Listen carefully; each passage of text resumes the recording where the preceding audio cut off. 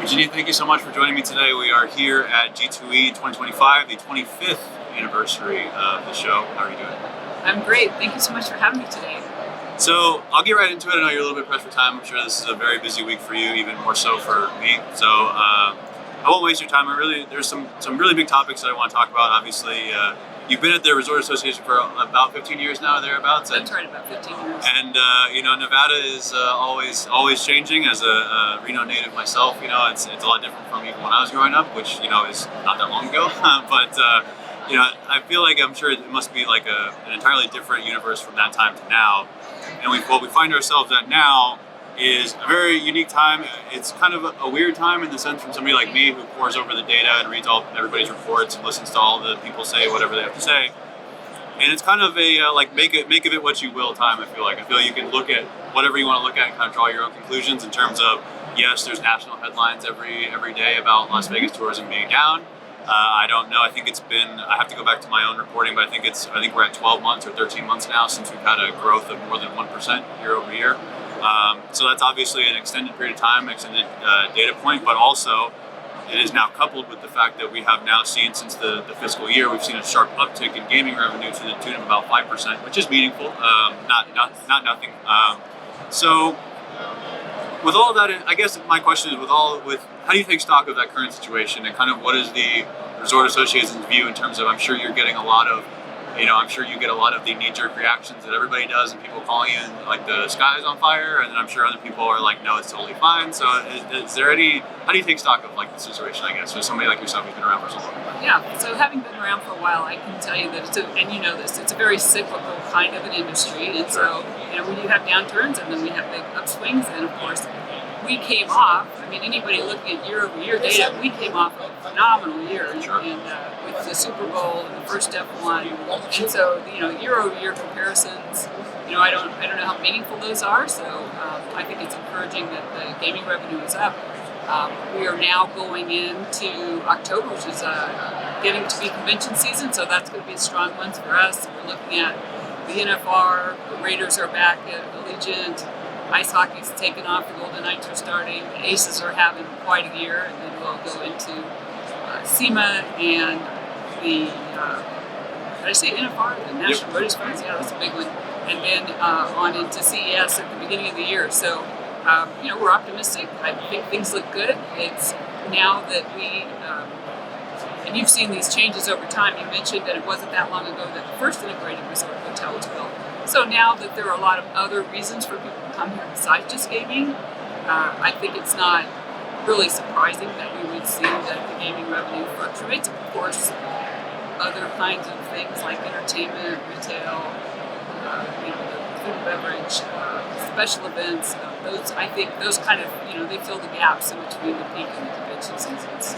Well, and to that point, if you're an optimist in this situation, there's a lot to point to, both in the short, medium, and long term, in the sense that you have in the immediate term, you have big marquee events like NFR, Formula One, like conferences. So there's like immediate sort of like stimulus, and then there's like more medium term stuff like the developments that ongoing, like Hard Rock and the A Stadium and stuff. So it's like there's multiple timelines. I feel like if you want to be an optimist, that you could look at and point to different things. So there's a lot in the timeline for sure. Yes, and I think you mentioned the A's. It seems like there's always something new coming. So Las Vegas keeps reinventing itself and coming up with new things. I wouldn't have envisioned a few years ago that we'd be talking about Super Bowl or F1 or an A's stadium. So all of those things continue to add to the whole diverse portfolio of what we can offer. Really quickly, and I'd be remiss if I didn't mention this as a proud Reno native, but obviously I'm sure a lot of your time and conversation revolves around Las Vegas and Southern Nevada, but obviously the Northern Nevada economy is much the same, just on a smaller scale. That market has seen a lot of transformation over the years, and now it seems to be entering kind of an optimistic new phase. I'll be talking to GSR later this week. They have $1 billion project they just broke ground on. So how does the northern market of the state kind of play into your worldview, and kind of what does it mean to the state overall?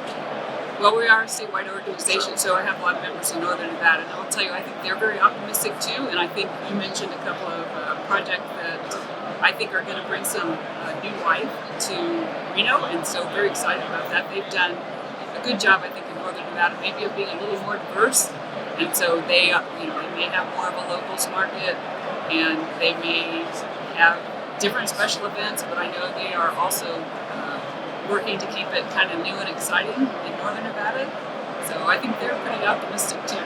Sure. So, in terms of the Resort Association obviously is very active within the state in terms of lobbying and consulting with various stakeholders. And you guys have advocated for certain changes over the last few years, and one of them, obviously, that's hyper recent, is the salon changes that literally just went into effect just now. I watched those hearings.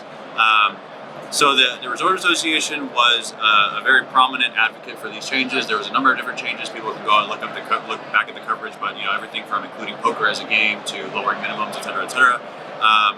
Why was that kind of a point of emphasis for you guys, and what was the inspiration for that? Why was that singled out as something that could be changed? I think this Las Vegas and state has evolved to more of a, especially in Las Vegas, sports and entertainment capital of the world. Sure.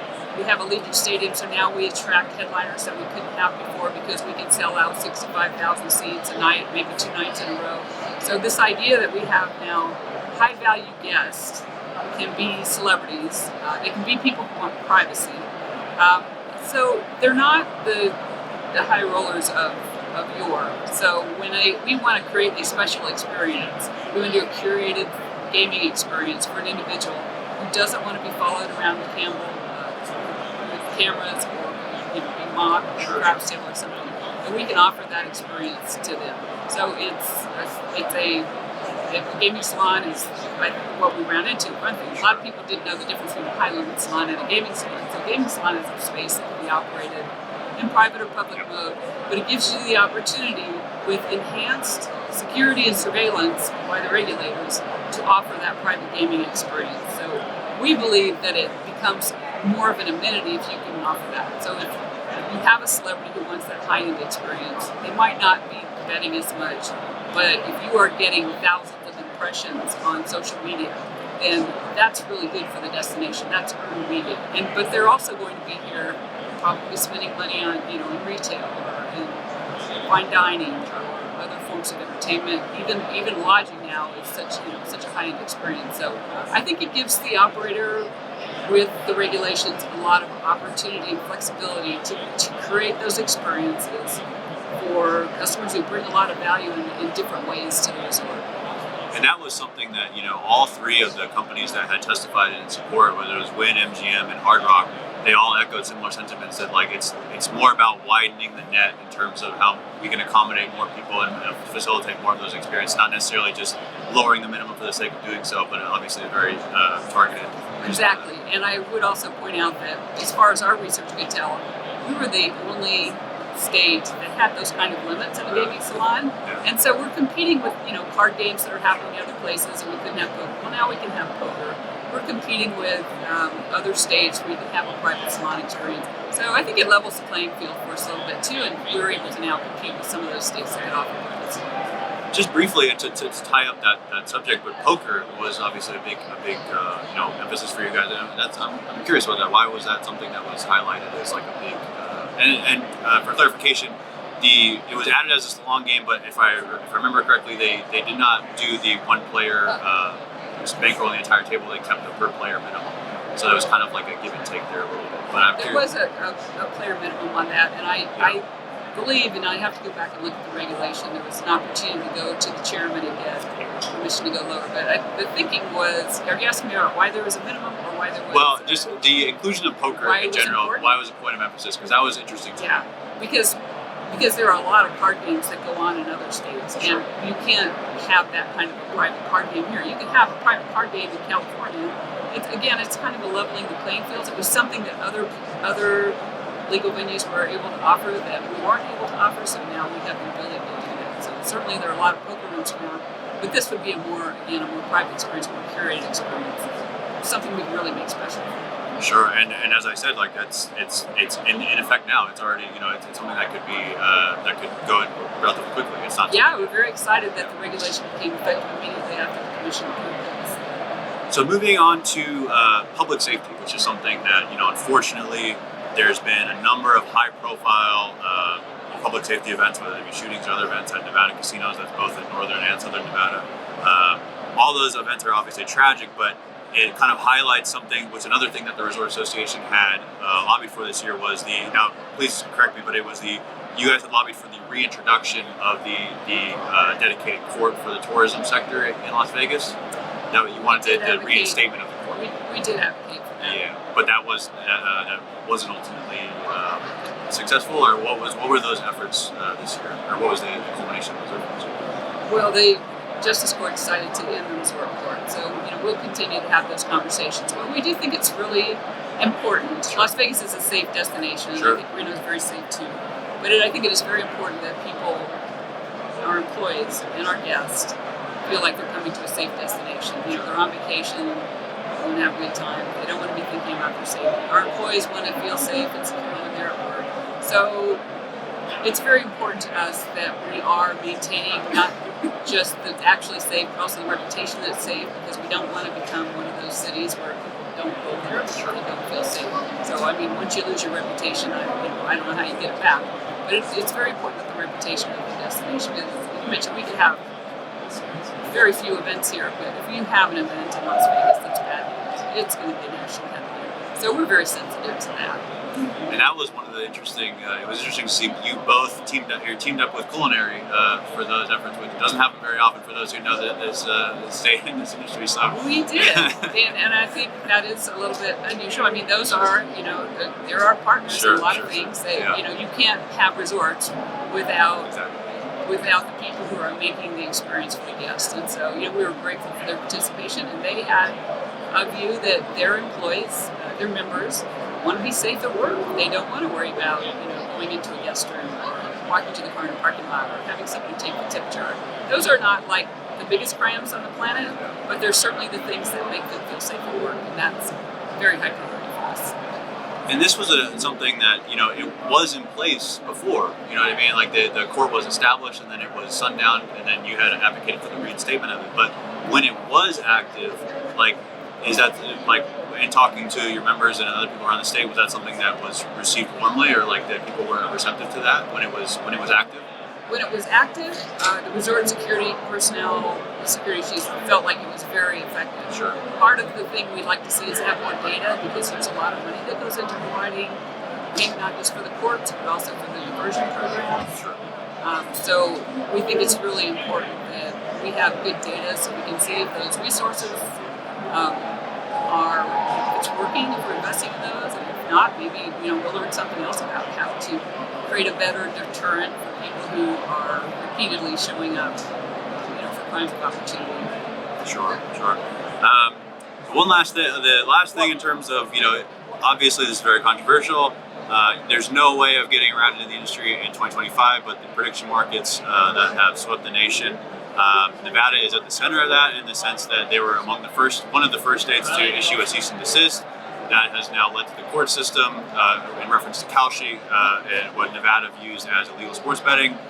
It's currently in the court, and the Resort Association was granted as was an intervener in the suit. Our motion to intervene was approved. Yeah, so whatever you can say or comment about the matter, I'd appreciate. I understand the touchiness of the legal matters, but anything that you can offer about the situation. Well, obviously I can't say too much because we are involved in litigation.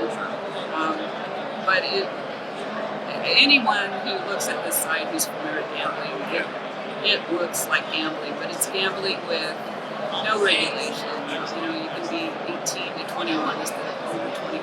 There are no requirements for responsible gambling. They don't pay any state income tax.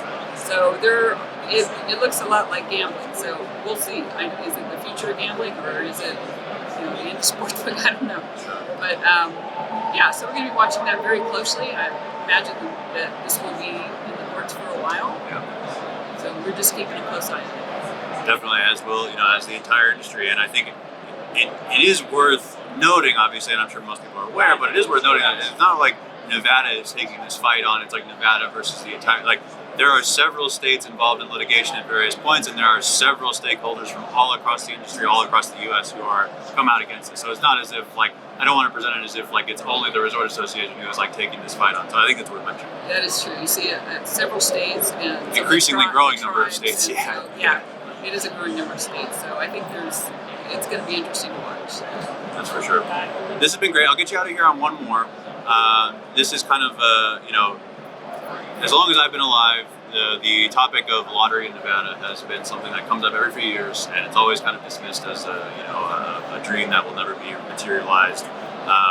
My family growing up, we did drive to Gold Ranch, on the Reno border to get lottery tickets. But in 2023, HAR5 got farther than any other attempt has gotten so far. Cleared both houses of the legislature, came back for this session, and it went nowhere. It was dead. The Resort Association has been among the most prominent opponents of bringing a lottery to Nevada. So, just kind of what was this year. Obviously, you guys were successful in squashing that. But just overall, why is the association opposed to a lottery in Nevada, and kind of what do you see in those efforts moving forward? Do you think it's something that will come up again repeatedly? I think it puts the state into the gambling business with the private sector, so that's one reason. When we look at it, it doesn't create a lot of jobs. There's no brick and mortar investment. Some of the programs, over time, I think in this case it was mental health, but there was no clear plan how that money would even make it into a mental health program. So, I think that's one of the big, when you've got a big brick and mortar investment, like billions of dollars, as my members do, and you want people to come in and take advantage of the amenities, to compete with the state lottery just didn't make a lot of sense to us. Sure. Well, Virginia, this has been really great. Like I said, a lot of big topics. It's never a dull moment in this industry, but right now it's especially not a dull moment. So, never dull. And there's still much more of the show to go. So I'm sure you'll have a lot more of these discussions and so forth. But thank you so much. It was great to have you on. Yeah, thanks for having me. Enjoyed it. Nice to see you. All right.